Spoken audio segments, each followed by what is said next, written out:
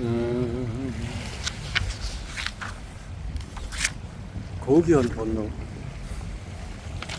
나그는 도처에 있고 또 아무데도 없다. 영원히 영원하다는 신앙의 결정타를 먹이라. 나그는 우리의 죽음을 기다리는 그 무엇이 아니다. 죽음은 저승으로 가는 다리도 아니며 저울도 아니다.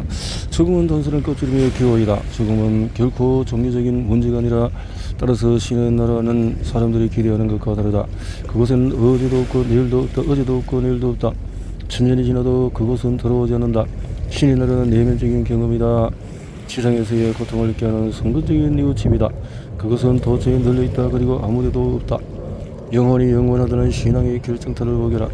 우리는 무엇보다도 먼저 기독교 가장 겸허한 본국으로 오랫동안 그르쳐온 보다 해로운 원자론 영혼 원자설의 결정타를 보게 한다. 이것은 영원히 불멸하고 영원하다는 신앙을 가져왔다. 삼이라는 영혼, 공동주체 승으로의 영혼, 충동과 정동 등의 개념이 시민권을 얻을 필요가 있다.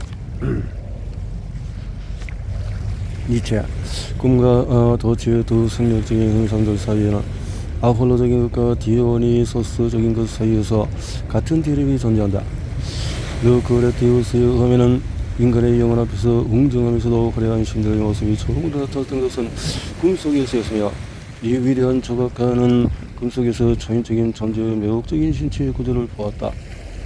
식이요법이란 고독 단식 성의 금기이다. 지상의 종교적인 신경골짜기 출현할 때마다 반드시 세 가지 식이요법이 따랐다. 여기서 식이요법이란 고독 단식 성적인 금기, 무엇이 이 신경골짜기의 원인인지 그 결과가 무엇인지 대체 식이요법과는 어떤 인간관계가 생겨 있다는 것인지 우리는 아직 제대로 파악할 수가 없다. 다만 확실한 증상은 어떤 국민이 갑자기 무질서한 음란에 사로잡히는 시기가 오는데 그 직후에 신경골적 증세가 엿보이고 잠시 뒤에 바닥에 쓰러져서 잠의 경련과 속세의 부정으로 이어진다는 점이다. 이 같은 가정이 규칙적으로 되풀이되면 사람들은 그제야 이 세 가지 식이요법을 찾게 되는데 아마도 이 질병은 간질병의 일종인 듯하다. 간질병. 그대는 몇 해 전에 이 길을 지나간 적이 있다. 성자는 자라투스트라에게 이렇게 말했다. 그들은 어디선가 본 것 같은데 그들은 몇 해 전에 이 길을 지나간 적이 있다. 이제 생각나는 것은 그들은 이름은 자라투스트라가 아닌가? 그들은 몹시 변했군. 그때는 그들의 잿더미를 이고 산을 오르고 있었지. 그런데 지금은 물동이를 메고 산길을 걸고 있군. 그들은 방화의 형벌을 두려워하지 않는단 말인가? 나는 자라투스트라를 알고 있어. 그대의 눈은 닿을 수 없이 맑고 그대의 입가에는 털끝만한 혐오도 없네. 그대는 마치 춤을 추는 것 같구만. 자라투스트라는 확실히 변했다. 자라투스트라는 이제 어린아이가 되었다. 자라투스트라는 이제 순재다. 그런데 눈뜬 소경들을 찾아서 어디로 가려는 것인가? 바다 한복 떠 있는 문도처럼 그대는 고독을 벗삼아지겠네. 그러면 바다는 자네를 증오했다네. 그런데 이제 와서 다시 육지를 찾겠다는 건가? 그대의 육지 육신을 다시 짊어지겠다는 건가? 자라투스트라는 대답했다. 나는 인간을 사랑합니다. 인간은 불을 다스리며 철학적인 문제의식을 경험했다. 원시인류는 문화의 진정한 성호생에서 불이라는 가치를 발견했다. 하지만 인간의 자유로 불을 다스린다는 것, 돈기와 태양이 아닌 인간의 소으로 불을 얻을 수 있다는 것은 저명상적인 원시인들에겐 신에 대한 모독으로 여겨졌다. 이것이 인류가 최초로 경험한 철학적인 문제의식이었다. 이 철학적인 문제의식은 인간과 신성의 귀천한 모습을 설정했고 인류가 찾게 될 모든 문화의 거대한 바위돌을 얹어놓았다. 결국 인간은 신에 대한 모독으로 최선의 것을 찾아내었고 그 대신에 홍수와 같은 비를 책임져야만 했다. 승결의 본능은 불필요한 신성에 집착한다. 두 사람의 관계를 가로막는 것은 정신의 승결이 아니라 상대방의 냄새였겠다는 것뿐이다.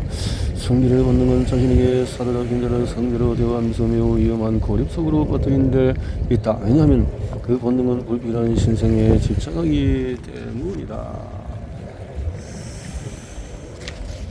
하늘이 다정한 눈빛으로 바라만 보았더라면 만일 내 분노가 무덤을 가해지고 비석을 옮기고 이제는 날과 빠져 느릿느릿해진 목록을 전령의 심령으로 걸린 적이 있었다면 만일 나의 멸시가 저주의 눈을 바람에 흩날렸더라면 만일 내가 십자가에 잔뜩 낀 거미를 쓸어버리듯이 빗자루처럼 또는 늙은 납골당을 휘두는 바람처럼 찾아왔더라면 만일 내가 신들이 묻힌 곳에 앉아 있었더라면 허물어진 염세주의 기념 옆에서 세계를 주고 사랑할 수 있더라면 만일 하늘이 타장받는 뜻으로 그들의 지붕을 통해 나를 바라봤더라면 나는 교회와 신들의 무덤까지도 사랑했을 것이다. 나는 잡초와 붉은 양빛꽃처럼 기꺼이 낡아버린 교회 당에 쭈그려 앉아 있었을 것이다. 니체. 논리적인 가치 판단은 우리의 영감을 심히 내려갈 수 있는 가장 이바람이자 가장 근본적인 것은 아니다. 이 판단의 타당성이 그것에 따라서 증명하는 이성의 신뢰는 다만 도덕적인 현상에 불과하다. 그 이유는 다름 아닌 바로 도덕 때문이다. 거기한 영혼은 자신을 경외한다. 거기함이란 무엇인가? 거기한다는 말은 오늘날 우리에게 무엇을 뜻한가? 천민집의 이 무겁고 늘어진 하늘의 모든 것이 불투명해지고 푸른색으로 변해가고 있다. 거기한 인간은 무엇에 의해서 나타나고 무엇에 의해서 알려지는가? 그를 증명하는 것은 행위가 아니다. 행위는 이런 모순에 쌓여있고 여러 가지 뜻이 있으며 항상 이해할 수 없는 것들로 움켜쥐고 있다. 어려운 종교적인 방식을 새로운 의미로 보다 깊은 의미로 재생산하는 것이 신앙이다. 거기한 영혼이 자신에 대해서 품고 있는 근본적인 확신, 찾으려 하지도 않고 발견되지도 않고 어쩌면 잃어버리지도 않은 것인지도 모르는 어떤 것이다. 나의 이성에는 영혼의 계조 따위는 없다. 나는 내 운명을 알고 있다. 언젠간 나의 이름 앞에 어떤 위험한 추억이 새겨지는 날이 더 올 것이다.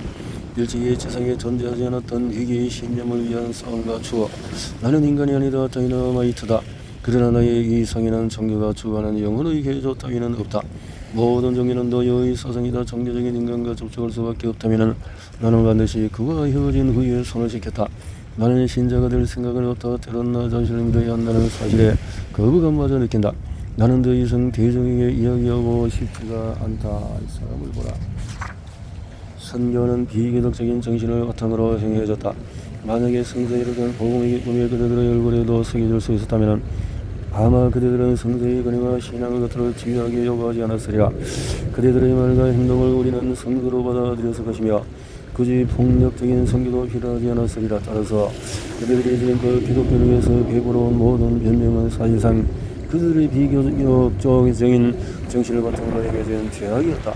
그들은 천국에서 받을 면류관이 아니라 지옥에서 접수할 고관절 악물을 쓰고 있었던 셈이다.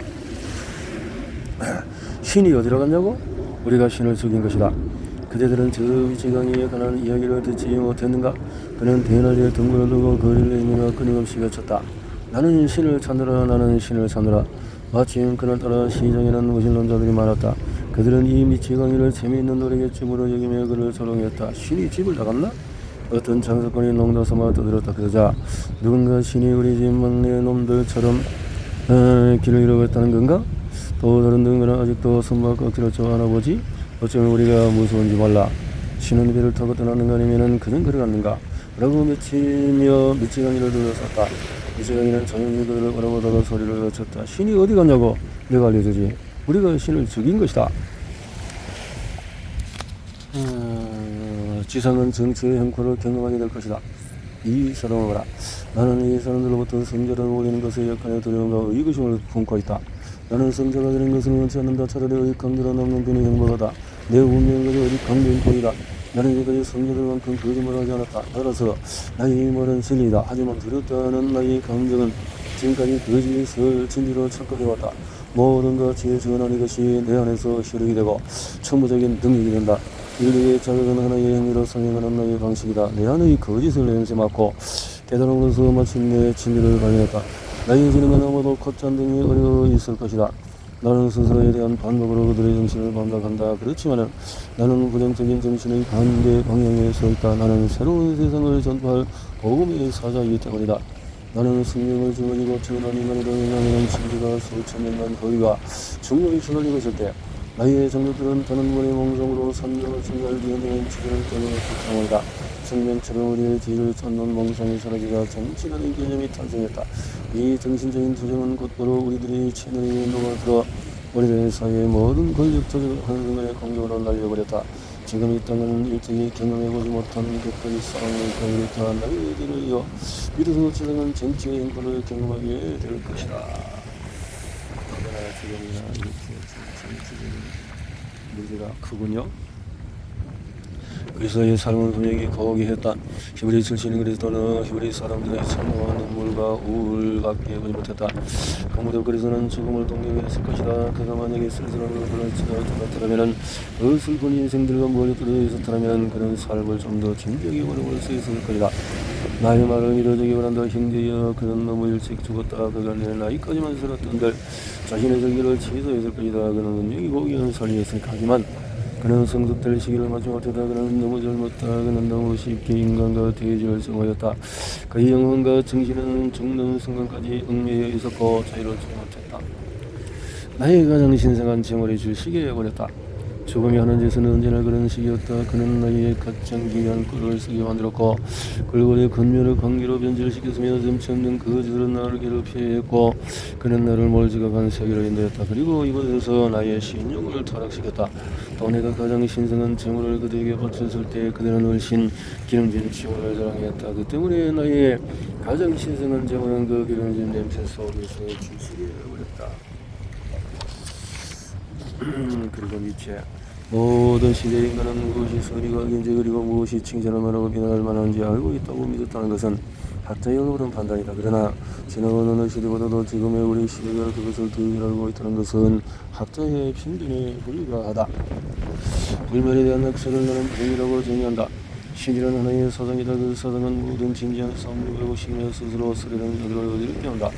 시간은 이미 흘러갔다. 시간과 함께 사라진 것은 모두 후기에 불과하다. 이런 생각할 때마다 인간은 인기증을 느끼며 내 속에서는 고집증이 올라온다. 이런 업적을 나는 위정병이라고 정의한다.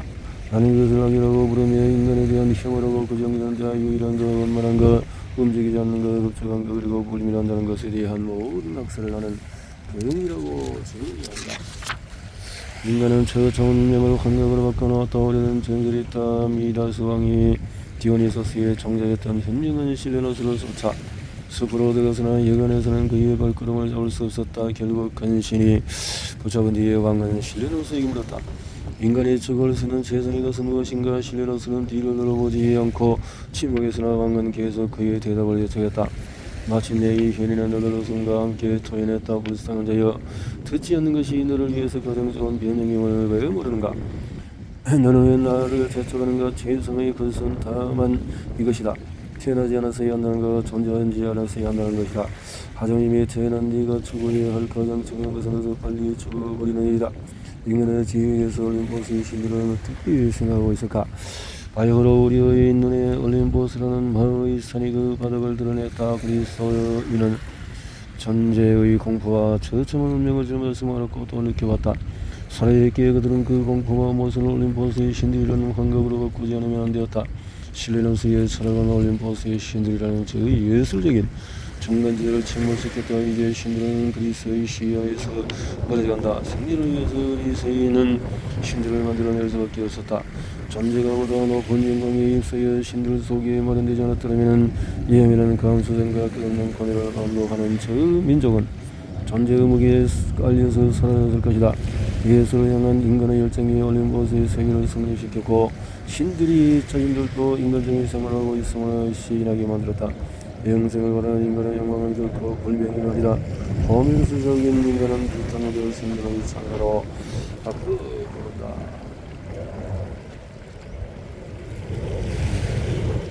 학문의 자유 13. 학문은 주인인 철학을 대신했다. 이제 학문은 스스로 주인력을 담당하려고 연구하면서 존재한다. 젊은 생물학도 늙은 의사들은 철학과 철학자를 병적인 기형아 또는 과학에만 섬뜩한 대로 분리하고 있다.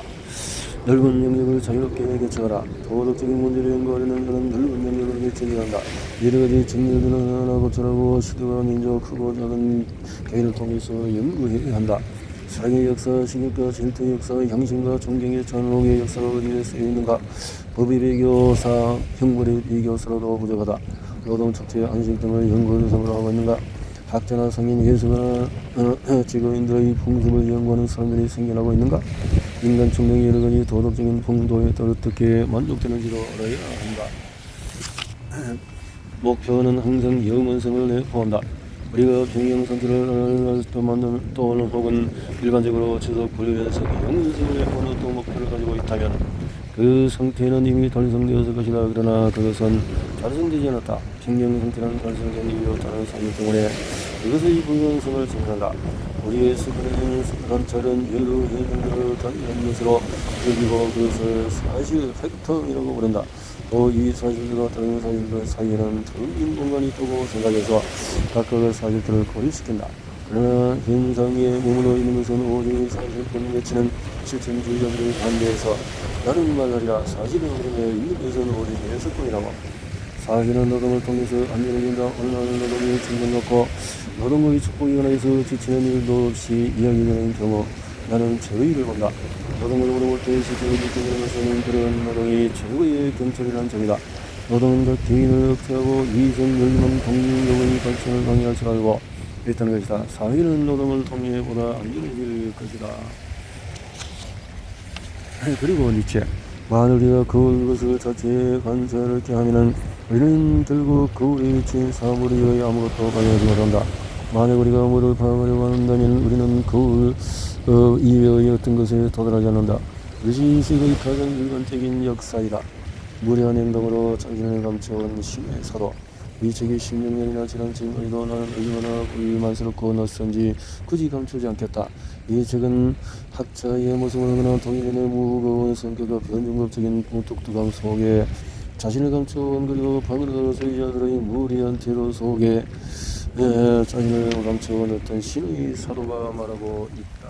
불교의 단위에서 우리는 진정 인간인가 기계인가 반시대적인 고찰에서 인간들을 그리고선 철학의 몸뚱이에 유행하는 천명과 녹화지를 걸쳐놓고 만족해한다. 이러한 자들이 바로 현대인이라. 그렇다. 문명의 사람들은 철학적으로 생각하고 쓰고 시비하고 말하고 가르친다. 그래서 나는 자문한다. 우리가 진정 인간일까? 생각하는 기계, 쓰는 기계, 인쇄하는 기계, 말하는 기계, 가르치는 기계에 불과한 것은 아닐까? 혹독한 겨울에도 영양자들로 불신을 해온다. 물에 나무 기둥이 서있고 반자다리와 난간이 흐름 위에 걸쳐져 있던 시기, 그때는 만물은 유전한다는 말을 아무도 믿지 않았다. 심지어 바보들까지도 반발한다. 만물이 전에 물 위로 기둥과 난간이 서 있는데도. 그러다가 혹독한 겨울이 오면 이제 가짜 명리한 자들까지도 불신을 해온다. 만물이 등장이 되어 있는 게 아닐까? 바보들만 그렇게 이야기하는 게 아니다. 새끼 일할 때는 황소는 그 성난 물로 얼음을 부숴버리는 것이다. 그리고 얼음은 반자다리를 부숴버린다. 오 너희 형제들이여, 이제 만물이 유전하고 있지 않은가? 욕망이란 무엇인가? 고정되고 불명을 하고자 하는 욕망, 존재하고자 하는 욕망이 원인인가? 아니면 과학의 변화스럽고 기묘한 미래 생성의 욕망이 원인인가?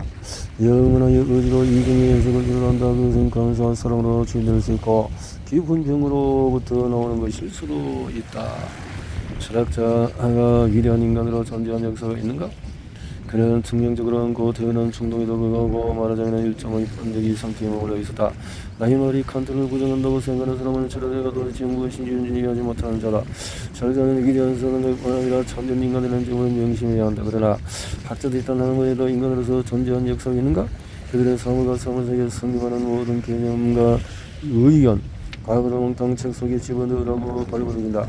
이런 인간들이 최초의 사물이 자신을 드러내는 일은 결코 없을 것이다. 왜냐하면 이 생각들은 순간부터 표현을 지배하는 힘을 상실하여 스스로 표현을 움직이는 것이 아니라 오히려 표현에 의해서 움직여져 있기 때문이다.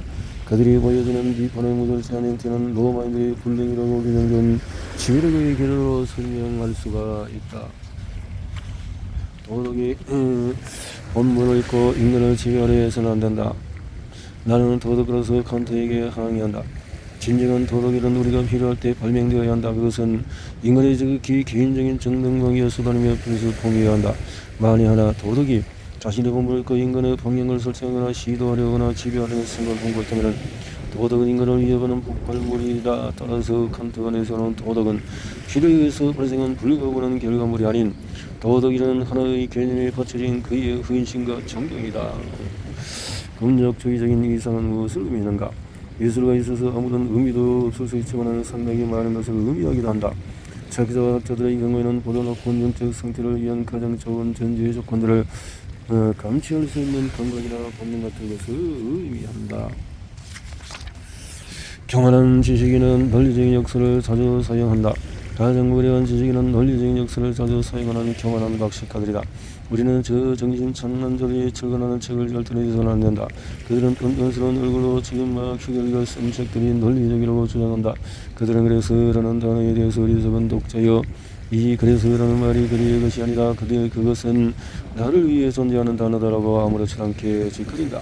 이에 대해서 우리의 대답은 이것이다. 어리석은 저자여, 그들은 대체 무엇 때문에 쓰는가? 유행처럼 사람들을 믿지 마라. 학자를 조심하라. 그들은 너희들을 증오하고 있다. 그들은 비생산적이기 때문에 생산에 집착하는 너희들을 증오하고 있다. 너희들은 바라보는 그들의 시선은 차갑고 또한 건조하다. 그들에게 발급되면 어떤 세일지라도 깃털을 모두 뜯기고 만다. 그들은 더 이상 거짓말하지 않겠다고 어쩌려고 했다. 하지만 그들에게 거짓을 꾸미는 능력이 없다고 해서 그들이 진리를 사랑하고 있다는 증거로 삼을 수는 없다. 이 점을 명시하라. 나는 냉정한 사람들을 찾는다. 거짓을 할 수 없는 자는 진리가 무엇인지 모르는 사람들이다. 일의 과정을 즐기는 인간을 예속으로 한다. 사람들은 소득을 위해서 일한다. 이것은 모든 문명들의 구성원이 선택하는 당연한 논리다. 그들에게 일은 하나의 수단일 뿐 결국 목적은 아니다. 따라서 이를 통한 소득의 정도가 일을 선택하는 첫 번째 조건이다. 그런데 소득의 정도보다도 일의 즐거움을 더 먼저 따지는 희한한 인간이 있다. 그들은 지나치게 일을 가리고 쉽게 만족할 줄 모르는 종족이다. 그들에게는 일이 목적이고 일의 만족이 소득의 정도가 된다. 만약에 아무리 소득이 많더라도 일 자체에 마음에 들지 않으면 그들은 움직이려고 하지 않는다. 예수가 철학자가 이 종족에 속해 있다. 또 이런 종족도 있다. 사냥이나 행동은 사랑의 일생을 바치는 자들이다. 이들은 일의 결과가 아니라 과정을 여긴다. 특히 과정이 괴로울수록 더욱 이용한다. 만약에 이런 여건을 충족시키지 못한다면 그들은 실설이 일을 어려워하지 않는다. 그들이 필요한 것은 가난이나 권태가 아니라 행복적으로 반복되는 일이다. 철학이 성선 학문이라는 주장에 대항해라. 교수들이 그토록 절정을 이어가는 이 진리는 질서를 드립히거나 기존의 질서에서 결코 벗어나지 않는 매우 연결한 존재인 것 같다. 대학에 가르치는 진리는 끝까지 불만이 태연킨 젊은 영혼에게 속삭인다. 우리는 당신들을 분노하게 만들 생각은 없답니다. 우리들은 단지 순수한 학문이니까요. 이 주변은 학문으로 쾌적하고 기분 좋은 피조물에 불과하다. 내가 말하고 싶은 것은 진리 혹은 철학이 순수한 학문이라는 인식에 대항해야 한다는 점이다. 느끼지 못하는 감각이 진정 자유일까? 자신의 어떤 감정이나 사물에도 의존하지 않는다고 생각할 때 인간은 자신이 독립적이라고 확신한다. 하지만 그 반대가 진실이라면 어떻게 되는 것일까? 인간은 항상 예 속에 묶여 살지만 오랜 습관 때문에 스스로 무기를 더 이상 느낄 수 없는 것이라면 어떻게 되는 것일까? 느끼지 못하는 감각이 진정한 자유일까? 인간이 말하는 자유가 느끼지 못하는 감각이라면 어제의 자유란 대체 얼마나 오랫동안 지속된 속박이라는 말인가? 상처받은 인류는 새로운 철학자가 필요하다. 우리는 지금 경험하지 못한 이교적인 신앙을 변화했다. 그것은 바로 민주주의의 초당이다. 이 새로운 정치제는 대배주의의 또 다른 이름이라고 할 수 있다. 이 대배주의가 찾아낸 최초의 형식일 뿐 아니라 보편화되어버린 전형이 아니다. 우리는 이런 누구를 위해서 희망을 이야기하려 하는가? 그것은 오직 새로운 철학을 위해서, 그것은 오직 반대 이런 가치를 새롭게 제안하고 우리의 억눌렸던 저 영원한 가치를 새롭게 제안하고 우리의 억눌렸던 저 영원한 가치를 소멸시킬 만큼 강렬한 정신을 소유한 자들을 위해서다. 그것은 오직 수천 년의 의지를 완성시킨 미래인간 즉 선지자를 위해서다. 상처받은 인류의 미래를 회복시키려는 대가가 필요하다. 미래가 생명이 아닌 선택임을 우리는 스스로 가르치는 것이 필요하다. 역사라는 이름으로 불리던 저 무지와 광기와 두려움의 것을 죽이는 지배에서 살아가는 자에게는 새로운 상태가 필요한 것이다. 그리고 니체 모든 심한 소리나 오해되기보다는 이해되는 것을 더 두려워한다. 오해는 그의 허영심을 건드리지만은 이해는 그의 동정심을 건드린다. 그의 동정심은 응시담을 갖지 말라고 한다. 그들은 어째서 나처럼 이렇게 살기를 바라는가. 학문은 철학을 향해 무의미한 독성을 공유하고 있다. 학문은 오랜 세월의 신학의 화면으로 담내겠지만은 지금 이 모든 경우의 권리를 벗어던지 철학을 향해서 저 오만하고 무분별한 독서를 강요하고 있다. 오늘 학문이 바로 전달하는 말은 내가 무슨 짓을 저질할지 모르겠다는 것이다. 학문은 주인인 철학을 대신했다. 이제 학문은 스스로 주인력을 동력으로 준비한다. 젊은 병적인 사상가는 자아의 정체성을 타고나지 못한 우리다. 자아가 자신의 직업을 사는 순간에 걸릴 수 있는 용기를 갖지 못한 데는 예술적으로 과학적으로 결코 인류가 될 수가 없다. 신도한 우리가 마찬가지로 이 용기를 지니지 못했다면 사망을 쉽게 만들려고 했고 실제로 쉽게 만들어버렸다. 권리의 시작은 간섭으로 거슬러 올라간다. 권리의 시작은 우선 간섭으로 거슬러 올라간다. 그리고 간섭은 다시 협정으로 거슬러 올라가고, 지난날 이 협정이 맺어졌을 때 모든 사람이 만족했다 하지만 정식으로 다시 갱신에 의한다는 점을 누구도 인식하지 못했다. 이윽고 협정은 지속되었고 사람들의 망각이 협정으로 간섭을 받아들이게 만들었다. 이 간섭은 또다시 수천년이 흘러 사회의 시작과 동시에 발생하는 규정으로 인정되었고 규정은 마침내 강제되었다.